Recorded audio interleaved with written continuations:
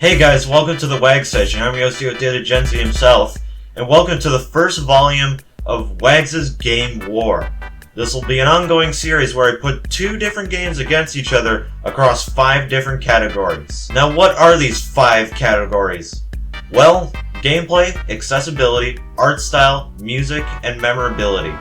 Sure, yes, those 5 categories sound really stupid all paired up together. But for each matchup, there'll be 2 exclusive extra bonus categories. But with that, our first matchup in this series is Wii Sports and Nintendo Land. These are both pack-in titles for their exclusive consoles. Wii Sports on Wii and Nintendo Land on the deluxe set of Wii U. Why is it only in the deluxe set? Meh, but whatever. Let's get this war started. Starting out with gameplay here, we got the Wii Sports gameplay. Gameplay-wise in Wii Sports, it's a collection of 5 different sports, and each of them control exactly how you want to. Use the special motion controls built into the Wii Remote, and it detects that as actual inputs in the game. And if you're in single player, for example, you just keep on going against computers in different sports until you become a pro at that sport.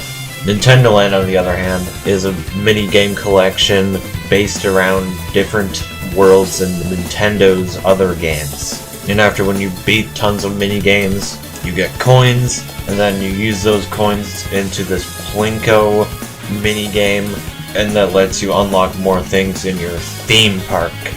Now I feel like overall I think that Nintendo Land is better, even though that it's just a basic mini-game collection with some unlockables. Sure, Wii Sports has a couple of unlockables, which is just the training mode stuff, but I'm just gonna give it to Nintendo Land.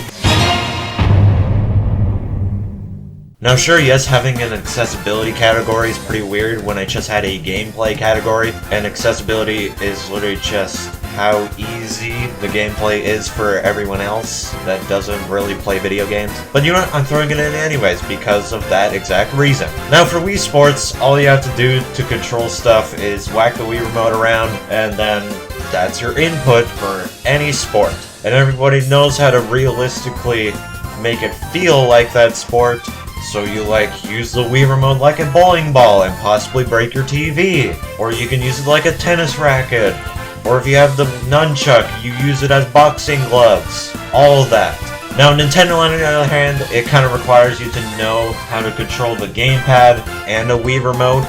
But in the Wii Remote side of things, you gotta know everything about it, like holding it vertically, holding it sideways, all that. And that can kind of be a little bit confusing. Not really for me, because I'm just absolutely cracked. But just for anyone who's not really that good at video games, it's probably easier for them to play Wii Sports. So, Wii Sports wins this category. Next category here, art style. Now why didn't I say graphics? Well, I feel like graphics are just kind of like a dumb category. Like, let's say if I ever do a 8-bit game against a 16-bit game in the future of these WAG's Game War matchups, yeah, the 16-bit game is gonna win. So art style is more of how the graphics displays itself, kinda like that. I don't know, I'm not really good at explaining it. But anyways, the Wii Sports art style is pretty basic, but something about it is just really special for it being that basic. Now Nintendo Land, on the other hand, has this homemade craft look. Now that I think of it, throughout the entire Wii U generation, Nintendo sure did love crafty kind of art styles like Kirby Epic Yarn and the Yoshi's Woolly World. But honestly, I kind of like the way the art style is in Nintendo Land, slightly a little bit more than the basic Wii Sports. So I'm just gonna give this one to Nintendo Land. Alright, so for music, I'm not gonna be diving into music theory. Wanna know why? Because I suck at music. I'm just gonna do my honest opinion on the music. So for Wii Sports, the music is literally so banger. Every single track in this game is a certified hood classic. And Nintendo Land, on the other hand, the music is okay, but I don't really have the urge to actually want to listen to the soundtrack that often. I'm literally going to be like pulling up the Wii Sports soundtrack any day. So I'm going to give this one to Wii Sports. Easy win for Wii Sports right here. Here's another random and stupid category, memorability. It's basically just how memorable the game is to me and how much I genuinely remember it after not playing it in a little bit. Now honestly, I feel like I can remember a lot more about Wii Sports. Something about it, it's just, I can always remember with the Mii characters just beating each other up in boxing, or just how iconic the announcer is in so many different places of the game. But Nintendo Land, on the other hand, there's nothing really that I really remember that much after when I don't play it in a little bit. Maybe a couple of like really good mini games that I like, but overall it's Wii Sports all the way here. Now presenting the first exclusive category to this matchup of games, multiplayer. Basically it's just a category about multiplayer and how fun it will be at parties, for example. Honestly, Wii Sports is pretty fun for multiplayer. Basically, if you pick it up, grab some Wii remotes, maybe have to replace the AA's all the time, or get the freaking charging dock if you haven't done that, you're just gonna have a fun time.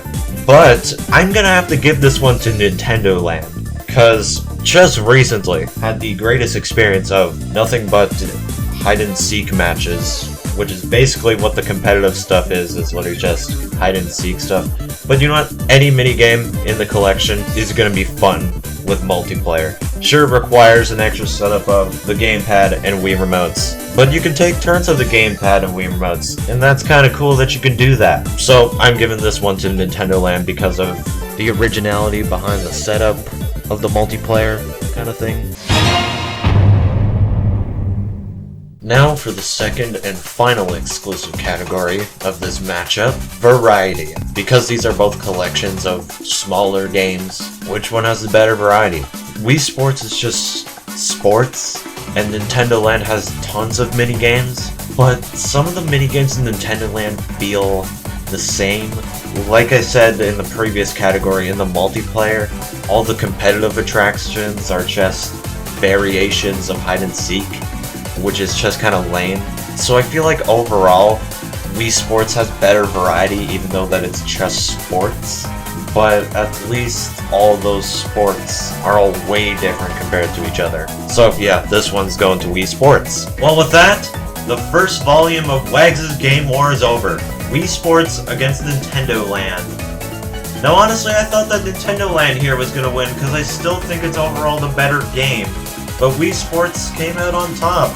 That proves how unbiased this series is gonna be. But yeah! Wanna know what's been bugging me about this entire season of the Outdated Gen Z so far? The fact that I never completed the time travel arc. Sure, it would make sense to just make an entire episode of me searching for the future sign for the Sonic CD, so then I could finally time travel back to my normal time. But you know what? I'm done. I'm just gonna edit in the sign right here. I'm just gonna walk over to it, I'm gonna touch it, and then I'll finally be able to time travel back to my time.